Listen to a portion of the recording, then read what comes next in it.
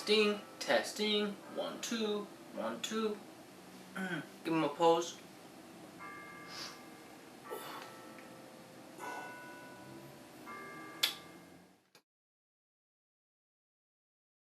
Good morning, everybody. Today is Thursday. Obviously, yesterday was Wednesday. I went to a flea market that you've been with me before, Jamie's in Amherst, Ohio. I wanted to get this video done yesterday. Unfortunately, I had a busy day. I never got to it. So I want to show you a few things real quick that I picked up at the flea market, and let's get to it. So I'm going to start off with as I bought through the day. So the first purchase I bought, I believe, was this Legos. He had it taped up where it was sealed. He told me it was brand new. The tape job, the retape job was really good. It's actually missing one piece. I put it together. Not bad for $5. The next thing I got was this rotary phone, kind of like a pink color. I paid $2 for this. A regular one I'd get about $20 to $25. The cool thing about this is it came from a local funeral home here in Ohio, so I'm shooting for $40. I put it on eBay last night, and maybe I put it on for $45. I don't remember, but I plan on selling that by the end of the week. Next thing I bought was some more Legos. This thing is completely full. Not sure if it's all 500 original pieces or not, but there are a few guys in here, so that's why I bought it. Yeah, I think I paid $7. Okay, these two things I paid, they're marked 14. She marked them down to 2. It's enamel on copper. They're just little dishes. I always pick them up if they're a cool design that I like. I'll put them on eBay maybe in the flea market for about 10 bucks a piece. They are signed. This one is H. Porter. So I'll do some research. Some of these can bring really good money.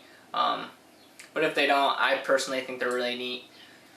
I also got this one. It's kind of in a triangle shape. It's got a stamp on it, made in Germany. I paid $5 for the pair. So, very cool find in my opinion. I also bought this volt gauge. It looks like it's brand new in the original box, top and bottom. Really cool. Paid $3 for this. I'll shoot for about $20. If I don't sell it, it's a great display piece on my shelf. The next lot of stuff I got from one seller. I was on my way out. The flea market wasn't doing so hot. As you can see, I only got, what, maybe 6 things. So I was on my way out. A new guy was pulling in, unloading some stuff. I went, checked out his booth. He had a camera sitting on the end of the table, so I picked it up. I asked him how much it was. He said $200. He kind of snickered. I thought he was joking. He's like, but I'll sell for $150. I took a closer look. It was Zeiss Super Nettle. Not sure if you're familiar with that camera. Very rare, very sought after camera. It's in rough condition. Well worth $150. So I didn't answer him. I went through some more stuff. I picked out a whole lot, which I'll show you now, and I got everything for $200, which may sound like a lot for some of you, but I know what a lot of it was worth, and I knew it was a great deal. So let's start with the Super Nettle. So it doesn't look like much, just an old beat up camera. It's got the accordion style pop out. Really cool. These sell for about $400 to $500 in this condition. If they're working. I just did a quick test. Some of the functions work. Not sure if the shutter works correctly or not. I put it on eBay last night at $279.99. Went to the gym. On my way to the gym, it was probably on for not even 30 minutes. Someone bought it now, paid, and it was gone. So I roughly say I paid $100 for this camera since it was in that lot. 100 into 300, not too shabby. Also in that deal, I got in this, I believe it's pronounced Voltlander. It's just a cool shelf piece. It's in terrible condition. If this was in great condition, it would be well worth $100. I'll sell it in my booth or at a flea market for about, I don't know, 25 to 40 bucks. We have a big sale coming up this weekend, 4th of July weekend on Monday. Should be able to get rid of it, no problem. Again, the same booth. I got this Canon AV1. I've had plenty of cameras, Canon cameras. I do really well. The lens I usually get about 50 bucks for, at least for this one, the 50mm 1.8. Never had an AV1. I do really well in the AEs, the AE1 and the AE1 program. Usually about 100 bucks for the body. So I got this tossed in on that $200 deal. Did some research. Lens and body together, I should be able to get about 100 to 150, no problem. I also got these two little pinch style glasses. Yeah, pretty sweet. I got these tossed in the deal as well. I just lap these together. I usually get between $5 and $10 per pair, so I'll save them until I get a lot of about, I don't know, 10, and price them for between 50 and 80, and I have a buyer that I know will pay up. It's always good to have items that you know you have a buyer for before you buy them, so you already know you're in the black before you start. Okay, the next thing I got, camera related, same guy again, is this Pentax, super clean. It's almost near mint condition, this lens. It is a 50mm 1.7. On eBay or on Amazon, it's got a great rank. Couple sellers, should be about 75 to 100 bucks. Again, these prices can change daily. I'm giving you sort of the higher end of the price because that's usually where I start. It's usually where I stay for quite a bit of time, and yeah, no reason to rush on Amazon. Now I say don't rush on Amazon, but on eBay I do have more of like a Craigslist hustler approach. Like I showed you on that Super Nettle, I priced it about $200, $150 lower than everyone else, just because I wasn't sure about testing it and I wanted the quick flip. I got 100 bucks, or I paid 100 bucks, I got 300. Completely happy with that. Okay, this is probably the coolest thing I found. As you can see, it's pretty large. It's Bakelite, very old, hand carved. Bakelite, obviously carved into a skull, super solid. I personally never had these before. I've seen them from collectors. They usually want a pretty penny for them. A few of them on eBay have sold anywhere from 100 to 200. Very cool. I'm going to keep this for a while just because I've personally never had one. And alright guys, not sure what quite happened. That last clip got cut off, so I'll start where I left it off and let's finish up this video for you.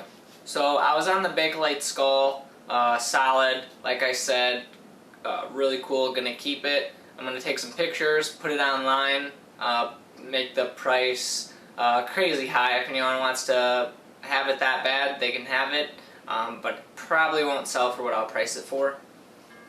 Next few items I got are sterling silver. Some are native. You'll see. This is how I originally got into picking, reselling. Was with gold and silver. Now that prices are down quite a bit, I don't do much of it, but I do buy pieces if they have good resale value. So for the first thing I got was this turquoise and sterling silver ring. It does have a maker's mark on the back. Can't really make it out without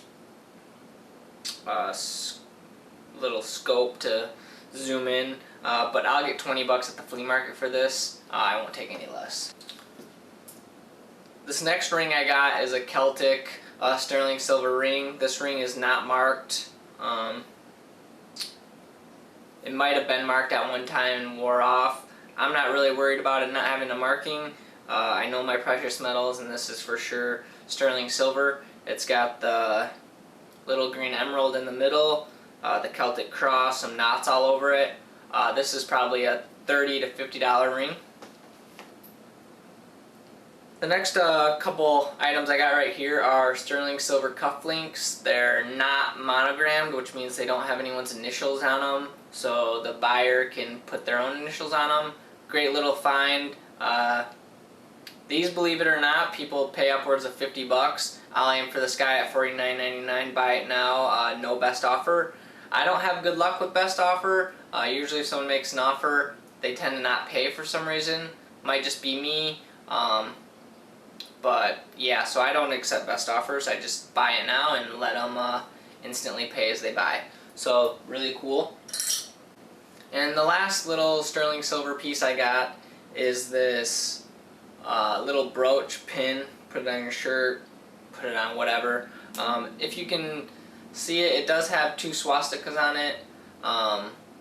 They are going to the left, so it's the opposite of like a Nazi swastika. This is a Buddhist swastika. It means happiness or good luck, something like that. So nothing negative, no negative connotation or whatever that word is. Very cool piece, true Native American. I'll aim for about 50 bucks on this as well. Alright, and there's one more thing. I actually bought this same guy that I bought the tub of Legos from. It is a Ronson pencil lighter. It has its original case. It is a 14 karat 1/20th gold fill, which means it's got a normal base metal, but there is gold in it. Again, this one is not monogrammed, which is a great selling feature. You get a little bit more if it's unmonogrammed than if it is monogrammed, obviously because the buyer can personalize it themselves if they want. This is a vintage lead pencil. You twist and the lead comes out, as you can see. Twist, the lead goes in. There's some lead inside. This pulls off, there's an eraser in there, but the nice feature is it's a lighter. It's in a great shape. These sell anywhere from 40 to 50 bucks if they're not in the greatest condition. This one's near mint. I'll aim for $79.99. Buy it now, and I'm pretty sure I'll get that. So, great find. Keep your eye out for vintage old pens and pencils.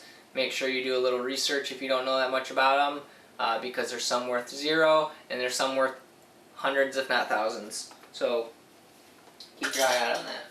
Alright guys, that's everything I got this past Wednesday.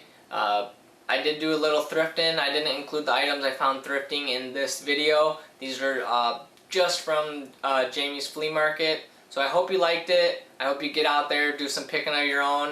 If you have any questions, feel free to comment in this comment box below. If you like the video, thumbs it up. I appreciate it. If you're new to watching this video, please subscribe. It's very helpful. And yeah, more videos to come. Thanks. Take it easy.